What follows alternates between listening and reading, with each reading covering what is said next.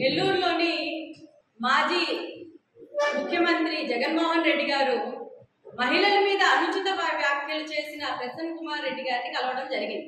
అయితే అది ఆయన ఏదో మొన్న ఆపరేషన్ సింధూర్లోని గెలిచొచ్చిన వీరుళ్లాగా, యుద్ధ వీరుళ్లాగా ఆయన చాలా ప్రశంసిస్తూ చాలా అన్యాయం జరిగిపోయిందని ఆయనకి చెప్పి ఈయన కూడా మాట్లాడడం జరిగింది. అయితే మహిళా లోకం తరఫు నుంచి నేను ఒకటే ప్రశ్న అడుగుతున్నా జగన్మోహన్ రెడ్డి గారికి, మీరు మీ ఇంట్లోని అమ్మని చెల్లిని అవమానించారు. షర్మిల గారు పసుపు చీర కట్టుకుంటేనే చీర గురించి కామెంట్ చేస్తూ ఆవిడ గురించి తప్పుడుగా మీ సాక్షి పేపర్లోని, మీ సాక్షి న్యూస్ లోని మీ నాయకులతో మాట్లాడించారు. అలాంటిది మీరేదో ఎమ్మెల్యే ప్రశాంత్ రెడ్డి గారిని అన్న వ్యక్తిని తిడతారు, మందలిస్తారు అని మాత్రం మేము అనుకోలేదు. ఇలాగే పొగుడుతారని అనుకున్నాం, అలాగే పొగిడారు. ఒకటి నేను అడుగుదాం అనుకున్నది ఏంటంటే, భారతిరెడ్డి గారిని అడుగుదాం అనుకుంటాను. ఆవిడ ఏమన్నా అంటే మాత్రం విశ్వసనీయత, మా సాక్షి ఛానల్ మా పేపర్ కి చాలా విశ్వసనీయత ఉంది, మేము చాలా ధర్మానికి న్యాయానికి చట్టానికి 3 శ్రమాలు అయితే 4వ శ్రమ మా ఆయన జగన్మోహన్ రెడ్డి అని మాట్లాడతారే.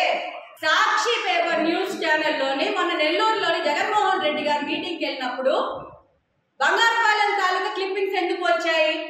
మీరు అంత నీట్ గా చాలా పద్ధతిగా ఉన్న న్యూస్ ఛానలే అయితే జనాలు లేని మీటింగ్ లోని జనాలు ఉన్నట్టు ఎందుకు చూపించారు? ఎవరిని మోసం చేద్దాం అనుకుంటున్నారు? ఈ రోజు అసలు టెక్నాలజీ పెరిగిపోతుంది, అందుకు ప్రజలు అసలు ఎలాంటి టెక్నాలజీ అయినా వాడేసి ప్రజల్ని మోసం చేయొచ్చు అని ఇలాగే మోసం చేశారు. 2019లో మోసం చేసి గెలిచారు, ప్రజలు తెలుసుకున్నారు. 2024లో మిమ్మల్ని 11 కుదిర్చారు. అయినా కూడా ఈ అన్యోన్యమైన ఈ జగన్ దంపతులు వస్తారు, వచ్చి ప్రజల్ని మోసం చేస్తారు అనే సంగతి ప్రజలకు అందరికీ అర్థమైపోయింది.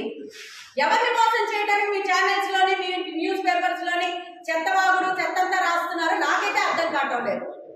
ఈ రోజు కూడా మహిళల్ని కించపరిచి అవమానించి అదే రాజకీయాలు నడిపిద్దామన్న ధోరణిలో ఉన్నారు. అంటే ఏది 2025లో కూడా అసలు ఇంక మీ పార్టీని ఏమనాలి?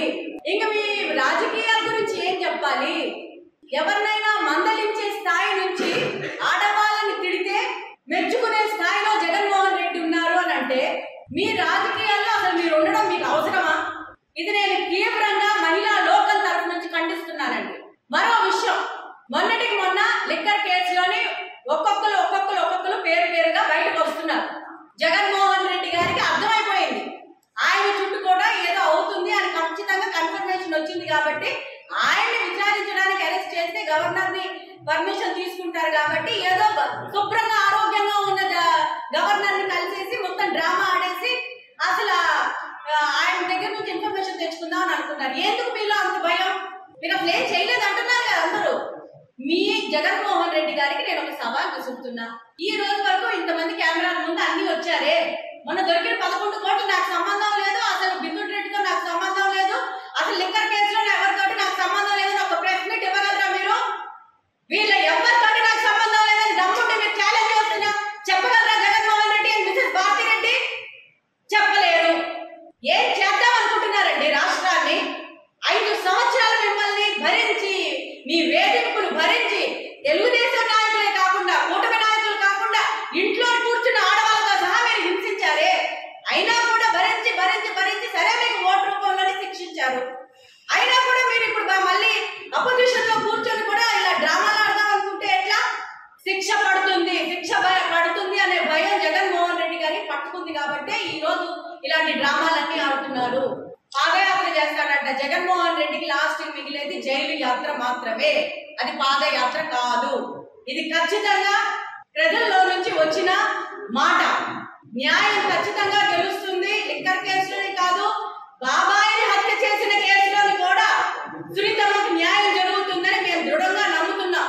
ప్రతి ఒక్కటి బయటకు వస్తుంది. ఒక్కొక్కరు ల్యాండ్ మైన్ స్టాండ్ బైన్ ఎవరెవరైతే ఎలాంటి దందాలు చేశారో, అక్రమ ఆస్తులు ఎవరు సంపాదించారో ప్రతి ఒక్కరి దగ్గర నుంచి రూపాయి వసూలు చేయకపోతే తెలుగుదేశం పార్టీలో మేము ఉన్నామని కూడా చెప్పుకోము.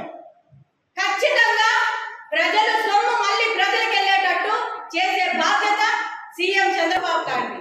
అది చేసేదాకా మేము నిద్రపోము. అలాగే కూటమి తరఫు నుంచి కూడా మేము చెప్తున్నాం, వేరే నాయకులు చిన్న చిన్నగా ఇదిగో ఒక్కొక్కరు మళ్ళీ పడుకున్నారు, ఒక సంవత్సరం ఎక్కడ పడుకున్నారో, నిద్రపోతున్నారో, లేకపోతే తప్పిపోయారో, పారిపోయారో, మళ్ళీ ఒక్కొక్కడు బయటకు వస్తున్నాడు శ్రీకాకుళం నుంచి కడప వరకు. ఇప్పుడే చెప్తున్నా, కూటమి నాయకులు జోలికి వస్తే, కూటమి మహిళలు జోలికి వస్తే, కూటమి కార్యకర్తలు, కూటమికి సంబంధించిన ఏ ఒక్క నాయకులు జోలికి వస్తే కూడా వదిలిపెట్టేది లేదు. మాటలు అదుపులో పెట్టుకొని మాట్లాడండి. పిచ్చి పిచ్చి మాటలు మాట్లాడి మళ్ళీ మేము నచ్చినట్టు చేద్దాం అనుకుంటే మాత్రం మర్యాదగా ఉండదు.